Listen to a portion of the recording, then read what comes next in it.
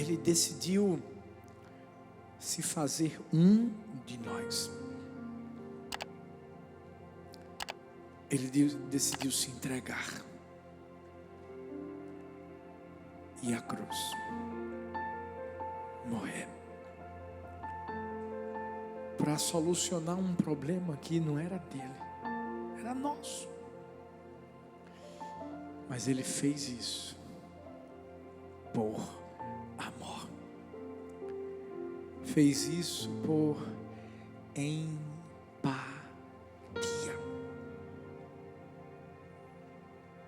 A gente vai falar um pouquinho sobre essa palavrinha. Empatia. Empa o quê, pastor? Empatia. Eu sei que mais do que nunca hoje a gente vive muito essa palavra empatia, porque diante de tanta coisa que a gente tem vivido, ainda esses resquícios de pandemia, a empatia foi a palavra da vez. Mas o que é empatia, pastor? Essa palavra vem de um termo grego, empatheia, que significa paixão.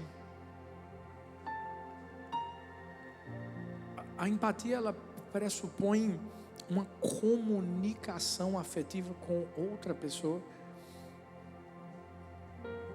E é um dos fundamentos da identificação e compreensão psicológica de outros indivíduos. Pastor, não entendi nada. Você não precisa entender através do conceito. A gente entende na prática. A pessoa que mais teve empatia no mundo e que deixou o maior exemplo para mim, para você, foi Jesus. Foi justamente isso que eu acabei de falar, quando ele se entregou por nós. Sabe, Jesus, mais do que falar de empatia, Jesus foi a empatia em pessoa. Certa vez eu ouvi que a empatia é certamente um dos mais nobres sentimentos humanos. Para entender e ajudar o próximo, é necessário se imaginar na condição dele. Mas eu discordo um pouco dessa frase. Porque a empatia não é só um sentimento humano, na verdade é um sentimento divino. Que não foi iniciado por um homem, foi iniciado por Deus. Porque Deus amou o mundo de tal maneira que deu o seu Filho unigênito, para que todo aquele que nele crê não pereça, mas tenha vida eterna. Se a gente pudesse resumir a empatia em um versículo, seria esse, pelo menos ao meu ver. É tão bom quando a gente entende que aquilo que Deus fez é aquilo que eu preciso fazer. Deixa eu te contar uma história. De um garotinho que viu uma pedra grande. Certa vez ele estava brincando no quintal e viu uma pedra grande. E ele disse assim: eu vou mover essa pedra. Seu pai estava perto dele, observando.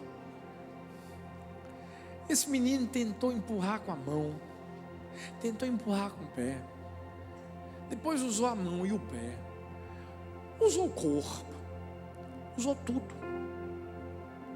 e não conseguia mover aquela pedra. O seu pai olhou para ele e disse assim: filho, você ainda não usou tudo que você tem. Ele disse: mas eu já empurrei, o que está faltando? E o pai disse assim: você ainda não me pediu para te ajudar.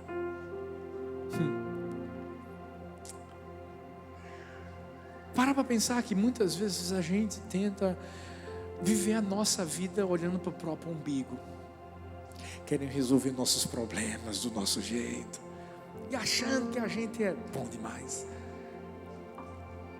E aí a gente quebra a cara. Por quê? Porque é quando a gente percebe que sem a ajuda de alguém a coisa não acontece. Nós vivemos em um mundo onde as pessoas são simplesmente focadas em si mesmas, no que elas podem fazer. Elas acabam se esquecendo do que Deus é capaz de fazer.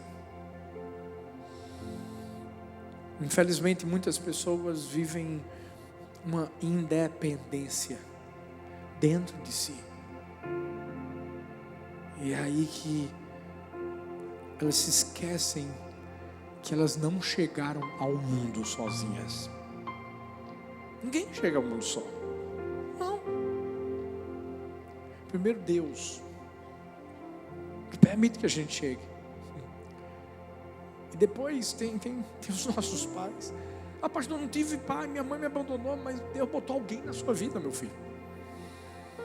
Ninguém vive sozinho. Ninguém começa nada sozinho.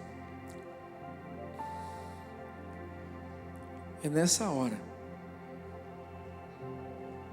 que a gente começa a entender que a gente está nesse mundo para tocar na vida das pessoas. A gente está aqui não para viver uma individualidade. Você já parou para pensar que tem tanta gente que quer fazer as coisas porque ela quer a glória, porque ela quer aparecer, porque quer mostrar que faz alguma coisa. Não. É diferente quando você entende que cada um tem um potencial dentro de si. Deixa eu dizer uma coisa, não tem ninguém aqui, ninguém aqui que não tenha um dom. O problema é que a gente às vezes se compara e a gente quer o que está no outro, que na verdade Deus não botou em você. Mas também o que está em você não está no outro, não. Está em você.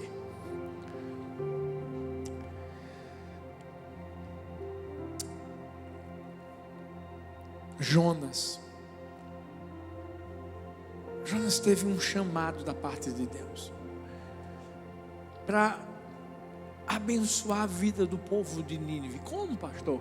Sendo um profeta, falando que o pecado daquele povo estava entristecendo o coração de Deus e que, sabe, eles iam morrer, porque o salário do pecado é a morte. E a Bíblia diz que Jonas foi lá para falar isso, para trazer aquela mensagem do céu para as pessoas. E o povo se arrependeu por causa disso. Glória a Deus porque se arrependeu. Mas a Bíblia diz que Jonas ficou triste.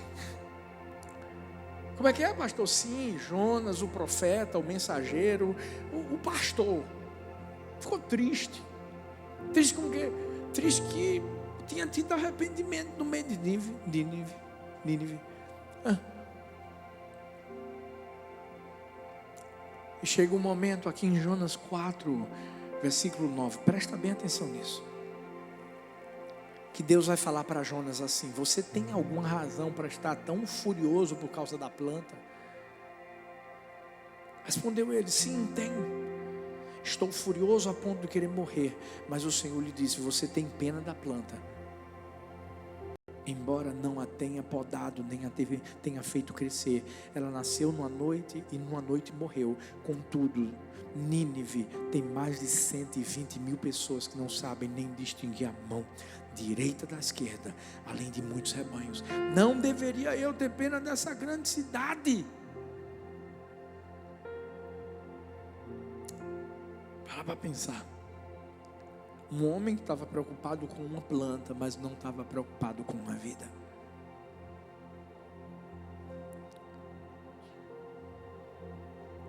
Talvez você está dizendo assim: não, acho que isso só acontece com Jonas, pastor. Não, não, não.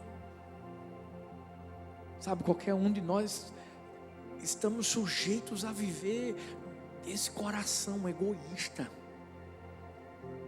Qualquer um de nós estamos sujeitos a viver esse coração individualista. A gente está numa campanha chamada O Amor Faz. E vi que coisa interessante. Através dessa campanha, humanamente falando, a gente não está trazendo nenhum benefício para aqui, para a sede. Não. Nem para a Zona Norte, nem para o Cabo, nem para Abreu, nem para Camaragibe. A gente está fazendo para abençoar o pessoal de São Luís. São Luís. Só para a gente ter uma ideia, é como se, vamos lá, eu fosse Jonas e dissesse: não, não pode. A gente não pode abençoar o povo de São Luís.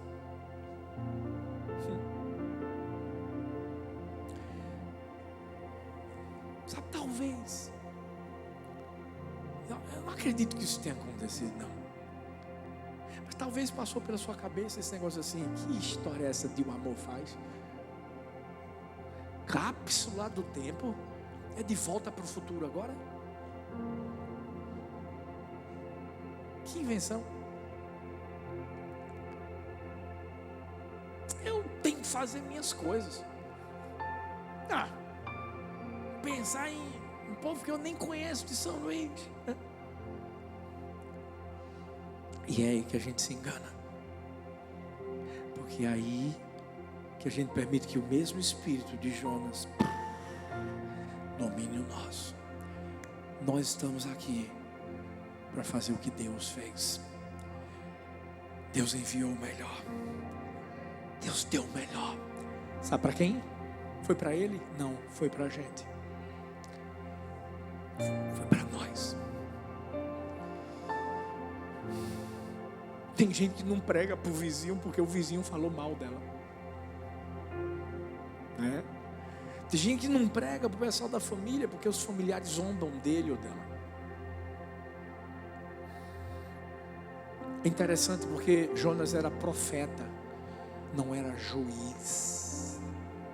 E tem muitos de nós que estamos caindo no mesmo erro, querendo ser juiz, quando Deus só quer que a gente seja profeta, que a gente leve a palavra, que a gente ame, que a gente plante sementes, que a gente abençoe vidas. Ei, você e eu não vivemos a nossa vida para nós mesmos. Sabe, eu tive uma oportunidade tão linda ontem. Eu nunca vivi isso na minha vida. Eu sou convidado para pregar em igrejas, em conferências, etc. E eu fui convidado para pregar num reality show. Como é que é, pastor? BBB? Não, calma aí. Mas se me chamar, eu ainda faço a contagem. Vou contar de 1 até 3. O negócio é que vai acabar. Vai acabar o BBB. Fui convidado para pregar um reality show de algumas pessoas que trabalham na área de decoração, de festa, etc. Que vai passar na Rede TV em outubro. E eu confesso que eu cheguei e eu orei a Deus. Eu disse: Deus, o que é que o Senhor vai fazer aqui? Porque lá a gente não podia falar de religião e tal. E ainda bem que eu não falo. Pegou a pessoa certa. E eu pensei: onde eu vou tem um louvor, tem um negócio massa, mas como é que vai ser aqui, pai? E eu fiz uma oração, disse: Deus, eu só quero uma coisa, que traga graça sobre minha vida. Coloca a palavra certa. Se mova naquele lugar, pai. Toca o coração das pessoas. Eu posso não fazer um apelo, mas eu sei que uma semente vai ser plantada. Eu sei que vai dar fruto, porque eu estou nesse mundo para isso. Eu cheguei lá. Gente, quando eu cheguei lá, Deus é tão bom, que era um dia de eliminação, porque nesses negócios tem eliminação. eu já ia levar cura para o povo. Deus foi tão bom que aconteceu alguma coisa que não teve nenhuma eliminação no dia. Glória a Deus, aleluia. O negócio está melhor.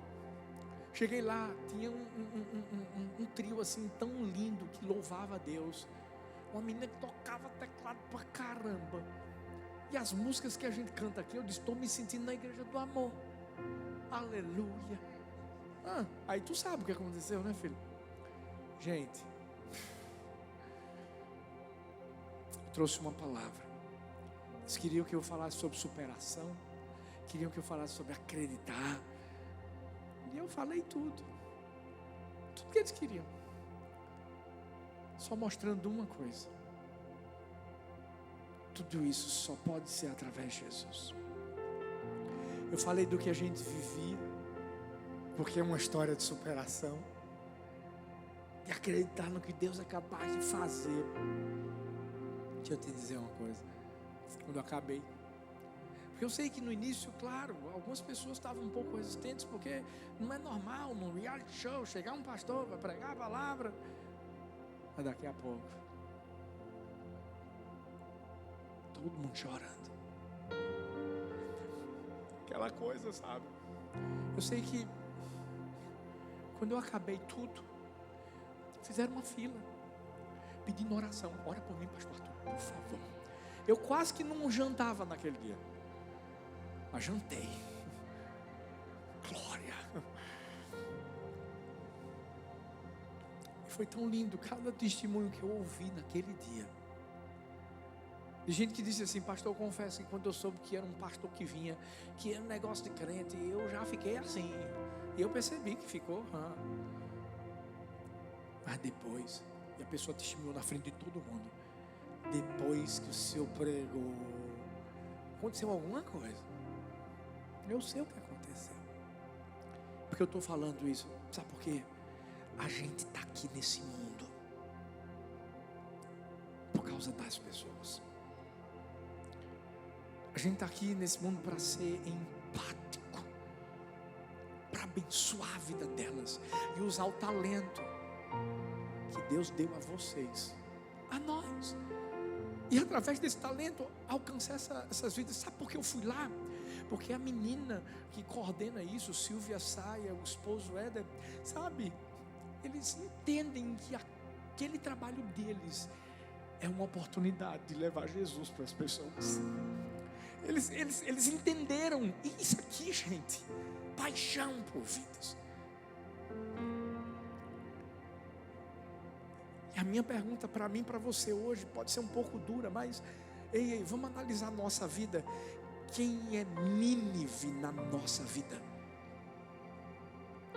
Porque Jonas não foi empático com o povo de Nínive, assim como muitos de nós não temos sido com as pessoas que Deus tem colocado na nossa vida. Eu quero compartilhar 3 rápidas lições sobre empatia hoje. Primeira lição: empatia é enxergar a necessidade do outro. Lucas 10, versículo 30 ao 32 fala assim: em resposta disse Jesus: um homem descia de Jerusalém para Jericó quando caiu nas mãos de assaltantes. Estes lhe tiraram as roupas, espancaram-no e se foram, deixando-o quase morto. Aconteceu estar descendo pela mesma estrada um sacerdote, presta atenção, um sacerdote. Quando viu o homem, passou pelo outro lado, assim também um levita. Um levita. Quando chegou ao lugar e o viu, passou pelo outro lado. Pastor, que história é essa? Que parábola é essa? A parábola do samaritano, do bom samaritano. Mas Jesus só começou com essa parábola porque um homem, doutor da lei, alguém que achava que conhecia muito a Bíblia, Deus, a palavra, perguntou assim: o que eu faço para herdar a vida eterna? E Jesus sabia que esse doutor da lei não tinha feito essa pergunta, gente, por ignorância. Ele sabe o caminho, ele sabe a verdade. Fez porque queria testar Jesus. E Jesus é demais, porque Jesus responde a pergunta dele fazendo uma outra pergunta. E a pergunta que Jesus fez foi: o que está escrito na lei? Porque Jesus não queria trazer nenhuma nova doutrina, não. Jesus já queria mostrar aquilo que já estava lá escrito, o princípio. E o doutor da lei falou assim, lá em Lucas 10, 27, fala assim: amarás o Senhor teu Deus de todo o teu coração, de toda a tua alma, de todas as tuas forças, de todo o teu entendimento, e amarás o teu próximo como a ti mesmo. Sabe, quando esse mestre da lei respondeu dessa forma, Jesus disse: você respondeu bem, você falou a coisa certa. Mas aquele doutor da lei ainda querendo instigar e cutucar Jesus, fez mais uma pergunta e disse: quem é o meu próximo? Quem é o meu próximo? É como se o doutor da lei dissesse assim: eu não estou conseguindo entender, Jesus, quando a Bíblia diz que eu tenho que amar o meu próximo como a mim mesmo, não está claro. E Jesus é muito didático, gente. Jesus é mestre em tudo aquilo que ele ensina. E aí nessa hora, Jesus começa a falar sobre a parábola do bom samaritano. Começa a mostrar que a gente precisa enxergar a necessidade do outro. Vamos observar esse texto. 2 homens passaram por aquele rapaz que tinha sofrido assalto, que tinha sido espancado, e não fizeram nada. Mas não foram 2 homens só. Um era sacerdote e o outro era levita. E escuta, eles viram o samaritano no chão. Não foi aquela coisa de você passar despercebido e não fazer nada. Não, é você olhar, saber que pode ajudar e não fazer nada. É mais ou menos assim, sabe, quando você está na rua e você encontra alguém que você não queria conversar, o que é que você faz? Mais ou menos assim. Você está passando, está na rua, tranquilo, o celular está no bolso. No bolso. De repente, você está andando assim, meio que cabeça para baixo. De repente, você levanta, está lá. Foi uma ex-namorada sua. Misericórdia. E você está com a atual aqui, ó. Misericórdia. Jesus. Quando você vê, rapaz, que você está andando no mesmo caminho e que ela está vindo na sua direção, na hora você tira o celular do bolso e: alô? Hã? Peraí, filha, fica aqui. Aqui.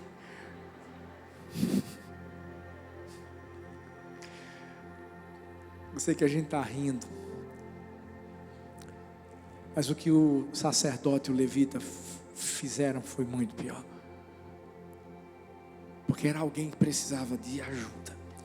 E eles escolheram não ajudar. Sabe por quê? Egoístas. Escolheram. Eu sei que isso é chocante, mas vamos trazer isso para a nossa vida. Talvez a gente tenha tido tantas oportunidades de ajudar tantas pessoas através de tantas coisas. E talvez a gente está fingindo que não viu. Está passando para o outro lado. Quer ver? Vamos lá. A gente tem aqui algo que a gente chama de marcha do amor. O que é a marcha do amor? Ei, todo segundo domingo, sabe o que acontece? As pessoas trazem um quilo de alimento, está ali, ó, a caixinha, doe. Por quê? Porque a gente tem um negócio chamado mercado solidário, que abençoa famílias carentes, necessitadas, não têm condições. Elas vão fazer a feira delas num mercado que a gente montou. Elas pegam um dinheiro fictício e fazem de forma decente a feirinha do mês. pergunta que eu faço para mim e para você é: você já sabia disso? Respondo para você. Sabia, pastor? E o que é que você tem feito para abençoar as pessoas através disso? Porque eu vou falar uma coisa: se a gente tem, agradeça, se a gente tem 1 quilo de arroz em casa. Eu estou falando de gente que não tem nada. Eu estou falando de gente que, se não fosse a gente, essas pessoas estariam passando fome. E olha que isso é o mínimo de tantas coisas que a igreja faz, que o instituto faz, que a gente faz como igreja. Mas a gente não precisa ir para muito longe não, gente. Tem coisas tão pequenas. A gente tem um negócio chamado aqui Conecte Sertão. O pessoal se reúne, consegue alimento, consegue material para reconstruir casas, consegue roupa, consegue brinquedo para meninada. Você já sabia disso? Fez alguma coisa para ajudar? Tem muitas outras coisas. Sabe, esse pessoal que recebeu ontem aqui o aparelho auditivo, gente, eu me emocionei. Teve uma que queria o aparelho para ouvir a voz dos filhos, porque nunca tinha ouvido. Você sabe o que fizeram aqui? As senhorinhas que não conseguiam ouvir mais as músicas que elas gostavam, quando botava o aparelho, botava a música que ela mais gostava de ouvir antes. Meu Deus, chega, elas se emocionavam quando ouviam aquela música. Sabe o que é isso? Empatia. Isso é entender que o outro tem uma necessidade e Deus vai me levantar para eu ser um instrumento que vai abençoar aquela vida. A gente sempre teve isso dentro do coração, desde quando Deus nos colocou em Paulista. Por mais que muita gente dissesse assim: vocês estão fazendo o que aí, Paulista? A gente sabia que não estava aqui por nós mesmos. A gente sabia que essa igreja ia ser levantada da gente. É de Paulista para o mundo. Porque o que acontece aqui vai acontecer em qualquer lugar do mundo onde Deus nos colocar. A gente vai impactar a vida das pessoas, a gente vai mudar a situação social das pessoas. Vai sim, a gente vai ser um instrumento de bênção na vida das pessoas.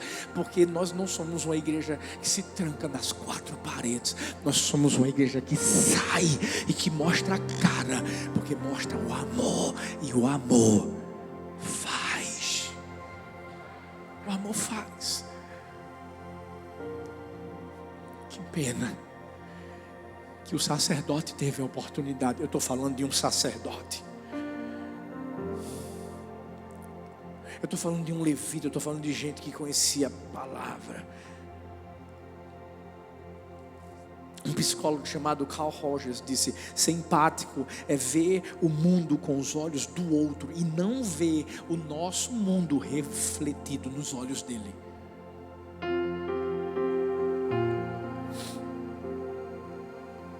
Por isso que Deus quer muito mais do que palavras. Dá coragem para dizer: eu vejo sua dor. Não. Deus não quer que a gente só diga: eu vejo sua dor. Deus quer que a gente diga assim: conta comigo, eu vou fazer alguma coisa para essa dor acabar. Porque é ação que Deus quer de mim e de você. Por isso que, em segundo lugar, empatia é estender a mão ao outro. Lucas 10:33 fala assim: mas um samaritano, estando de viagem, chegou onde se encontrava o homem, e quando o viu, teve piedade dele. Gente, Jesus é demais. Jesus usou uma cena muito real da sua época para trazer uma lição para aquele doutor da lei, para o pessoal que achava que era entendido da palavra. Uma viagem de Jerusalém a Jericó era aproximadamente 27 quilômetros, não era longe não. Mas no percurso havia um declive acentuado de cerca de 1.200 metros. Isso significa que a estrada que ligava Jerusalém a Jericó passava por terrenos acidentados e montanhosos. Era perigoso viajar lá. Havia rochedos, havia buracos. E sabe o que os criminosos faziam? Para fugir, para se esconder, iam justamente para lá. Por isso que quando um bando de ladrões atacava uma pessoa, acontecia o que aconteceu com esse samaritano. Bateram nele, roubaram ele e deixaram ele lá. Ou seja, quanto mais longe, melhor está daquele lugar. E aí a Bíblia diz que um sacerdote aparece. Ei, sacerdote é sinal de esperança. Um homem de Deus, uma pessoa que quer abençoar, que quer ajudar. Mas nesse caso não. E depois diz que um levita é um adorador, gente. É uma pessoa que serve, é uma pessoa que se dá. Ei, o levita também não parou não. Mas o samaritano, como é que é, pastor? O samaritano, gente, o samaritano, eles eram odiados pelos judeus. E Jesus queria mexer justamente na ferida. Odiados. Eles podiam esperar tudo do samaritano, menos de um sacerdote, de um levita, mas do samaritano. Mas foi justamente esse samaritano que demonstrou compaixão, que estendeu a mão. Deixa eu falar uma coisa. Igreja do Senhor Jesus, a gente precisa justamente mostrar ao mundo que nós somos diferentes.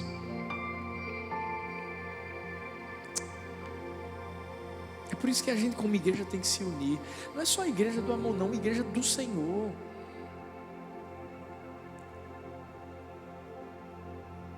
Porque é através da nossa unidade que o mundo vai entender o que é o amor de verdade. Que o mundo vai entender o que é empatia. Porque se a gente não tem empatia com gente que a gente diz que vai para o céu todo mundo junto, gente, como é que é isso? Como Deus precisa cuidar do nosso coração, para a gente não agir como Jonas, para a gente não agir como sacerdote, como levita, como esse doutor da lei. Ei, um cristão bem conhecido lá na Índia, chamado Sadhu Sundar Singh, um excelente nome para você botar no seu filho.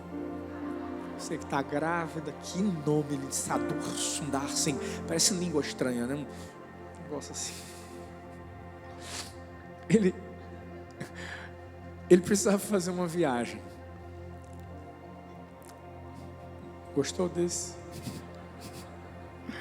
E a viagem era a pé, gente. Mas essa viagem era em direção a montanhas geladas, altas da cordilheira do Himalaia. Ele não podia ir só. E um rapaz se ofereceu para acompanhá-lo. Esse rapaz não era cristão, nada disso. Mas queria acompanhá-lo, até porque também queria subir a cordilheira e não queria fazer isso sozinho. O risco seria grande. Eles caminharam e chegaram naquele limite do cansaço, o frio, até que em um momento da caminhada eles viram um homem deitado no gelo, quase morrendo. E nesse momento Sadhu disse: a gente precisa fazer alguma coisa por esse homem. A gente tem que carregá-lo. Vamos carregar eu e você, um de um lado, outro do outro. E a gente consegue encontrar um lugar para ele parar e ele não morrer aqui no frio. E aquele outro rapaz disse: eu não vou fazer isso. Eu já não estou aguentando comigo. Se eu for ajudar, eu vou morrer também. Não vou. E Sadhu tomou uma decisão. de pegar aquele rapaz que estava morrendo e carregá-lo, de encontrar um lugar para que ele não morresse. O outro que disse que não ia ajudar, saiu andando na frente, e Sadu carregando, até que tem uma hora que Sadu perde vista do rapaz que não quis ajudar. Mas lá na frente ele percebe que tem um corpo no chão, no frio, no gelo. Era o corpo do rapaz que decidiu não unir forças para ajudar o outro que estava morrendo. Sadu, por conta do esforço que estava fazendo, estava aquecendo o seu corpo e fazendo com que de alguma forma ele ganhasse energia. E ele conseguiu chegar a tempo de salvar a sua vida e a vida daquele outro que estava morrendo. Assim tem que ser a nossa vida. A gente tem que entender que muitas vezes a gente vai ter que pegar o peso do outro. Mas a verdade é que o peso do outro, lá na frente, vai ser uma recompensa para nós. Maria Leon disse: o caminho que abrimos para os outros se transforma numa estrada para os nossos pés. A gente não tem ideia do que a gente está fazendo pela vida de uma pessoa. A gente não tem ideia, gente, do que a gente pode abençoar, impactar, transformar a vida de uma pessoa. A gente não tem ideia do que a gente pode colher. Empatia é isso. Sabe, quando aquela cápsula for aberta 2 anos lá na frente, e que a gente vê São Luís do Maranhão, a gente vê Mojimirim, a gente vê Uberlândia, a gente vê Natal, a gente vê Campina Grande, a gente vê Maceió, e cada lugar onde a igreja do amor vai chegar, e a gente for vendo o que está acontecendo na sociedade, em cada cidade onde a gente está sendo instituído. A gente não tem ideia dos frutos que a gente vai colher. Você já parou para pensar na quantidade de casais que iriam se separar e que vão ser restaurados? Ei, já parou para pensar na quantidade de vidas que vão ser libertas? Olha para essa pessoa linda que está perto de você e diz assim: ei, tenha empatia. Olha para o outro e diga assim: ei, tenha empatia. Olha a necessidade dos outros, estende a mão para os outros. E em último lugar, empatia é se responsabilizar até o fim. Até o fim. Lucas 10, 34, 35. Fica de pé no seu lugar. Diz assim: aproximou-se, enfaixou-lhe as feridas, derramando nelas vinho e óleo. Depois colocou-o sobre o seu próprio animal, levou-o para uma hospedaria e cuidou dele. No dia seguinte, deu 2 denários ao hospedeiro e disse-lhe: cuide dele. Quando voltar, lhe pagarei todas as despesas que você tiver. Para pensar comigo. Óleo e vinho eram itens frequentemente usados na medicina para curar feridas. Olha a conduta do samaritano e olha a conduta do sacerdote levita. O sacerdote levita não fizeram nada. O samaritano pegou o que tinha para ajudar o outro.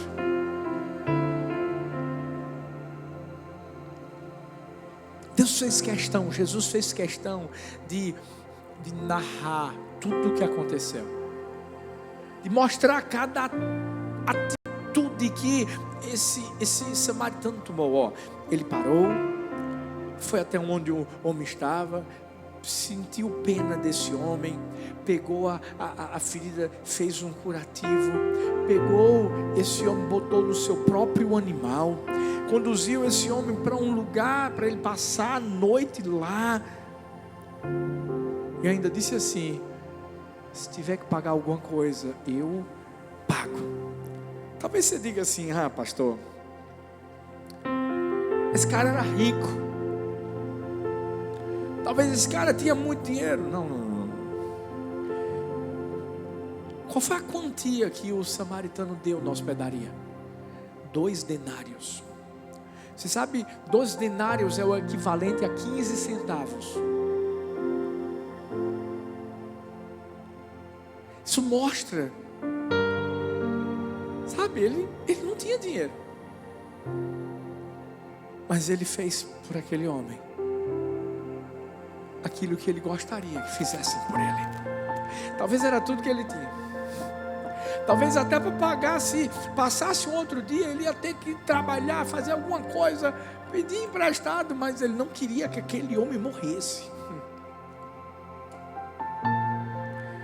Tem um provérbio antigo que diz assim: aquele que garante o bem-estar dos outros, garante o próprio. E é verdade, porque tudo que a gente semeia, a gente colhe.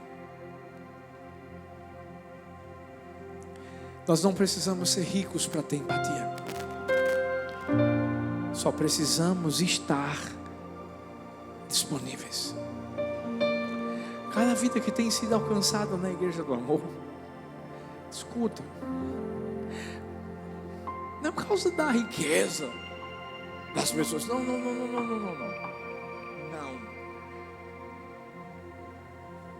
Porque quem conhece nossa região sabe do que eu estou falando. Eu sei que é isso que chama a atenção de muitas pessoas de fora, porque elas dizem assim: como é que pode acontecer esse negócio numa cidade chamada Paulista? Empatia. Mas eu posso colocar como sinônimo de empatia amor.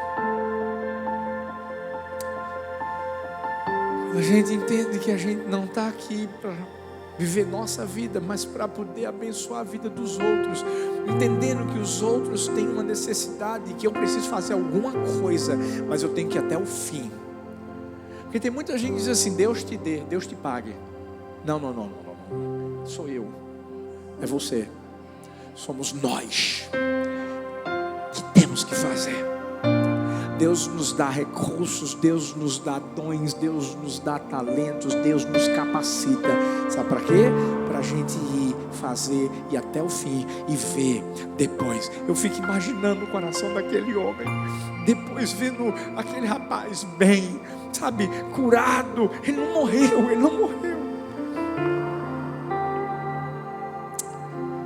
Helen Keller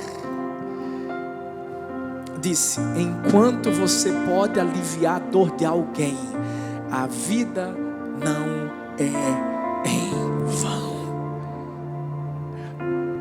Eu e você somos o remédio que Deus quer usar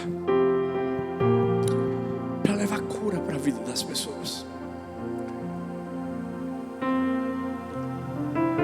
Esse remédio tem um nome: empatia, amor. Jesus,